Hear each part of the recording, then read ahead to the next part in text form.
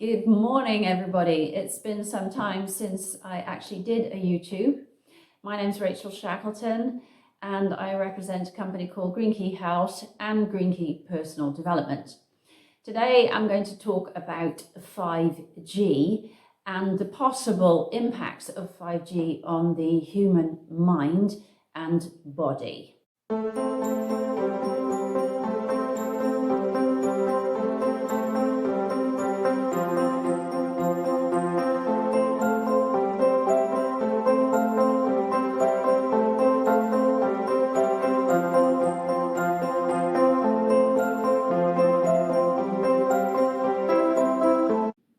The 5G network is designed to hook up to something called the Internet of Things.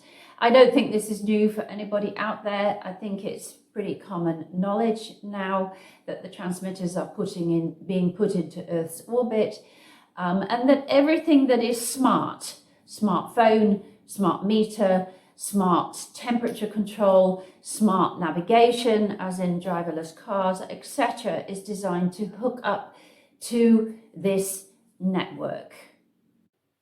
So with the advent of 5G, which is not going to replace 4G, the 4G networks are very much needed to have 5G transmission.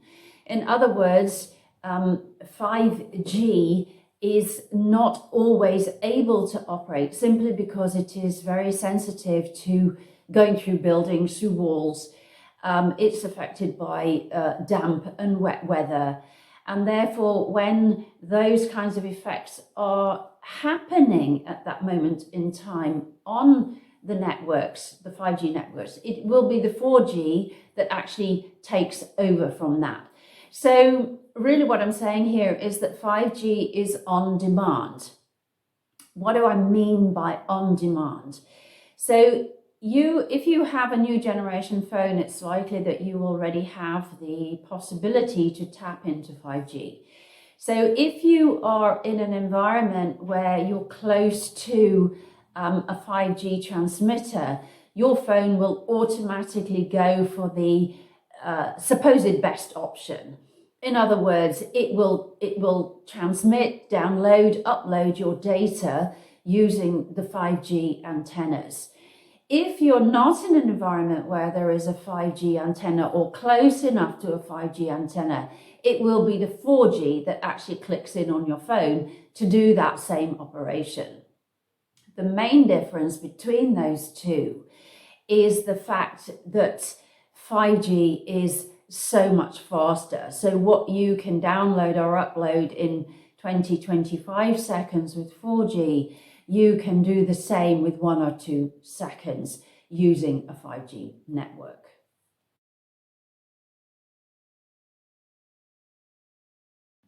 So we've already been seeing the impacts of 2G, 3G and 4G on the human mind and body.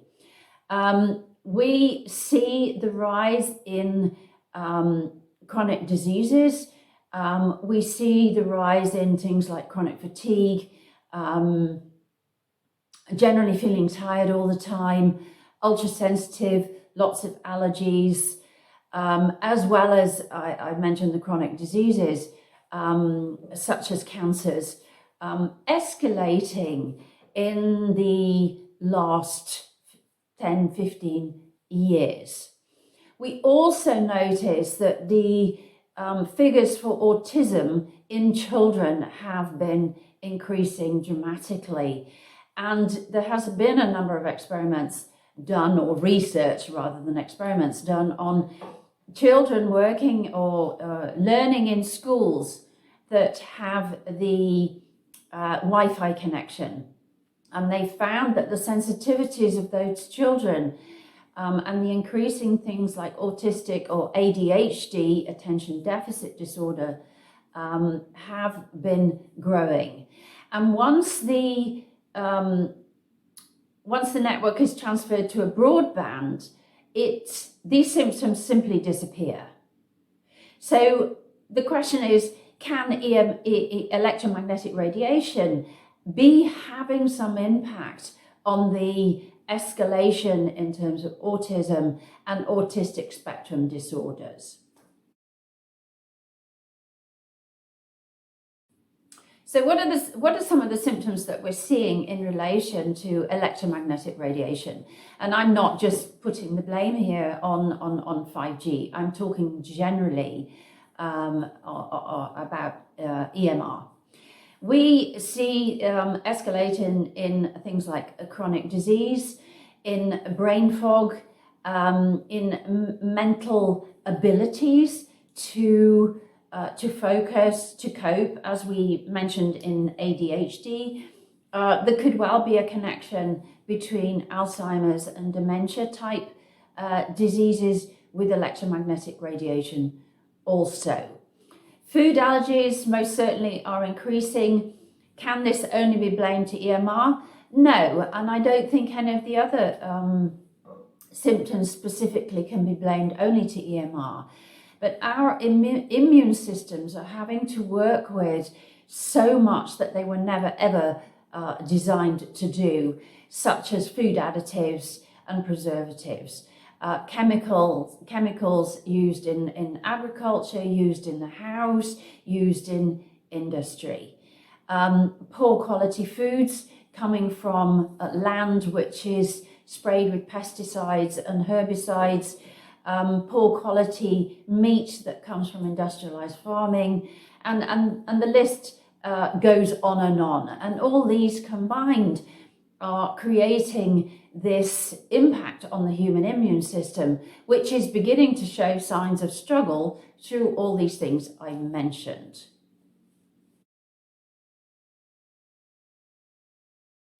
So how can you protect yourself against the impact of electromagnetic radiation, which includes all the G's from 2 to 5?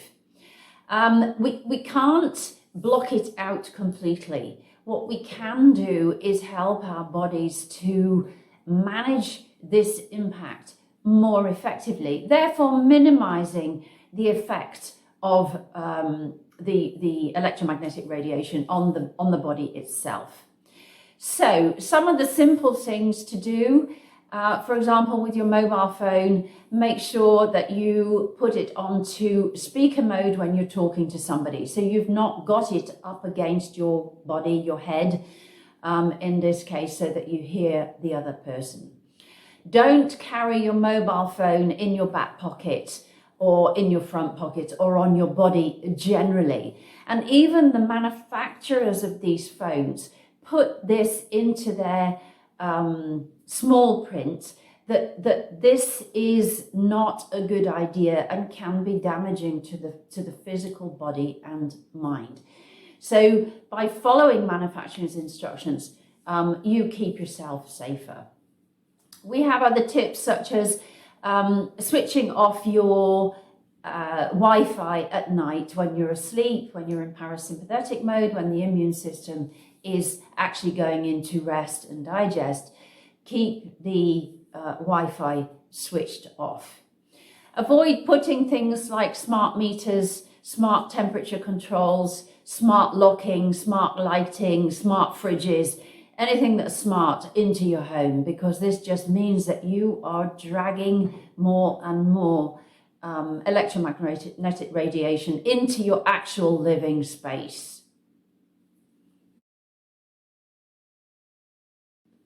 So for those of you who already are suffering from the sensitivities, and certainly children are very susceptible to this because their immune systems in the younger years are not formed until about the age of 5, 6 years old.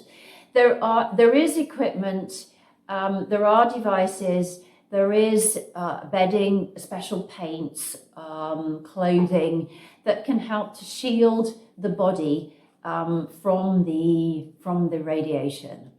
The details of these devices, clothing, bedding, etc., can be found on my blog, which is on the website, and the link you can see below. So for more information about where to get these things, please visit my website and look at the blog.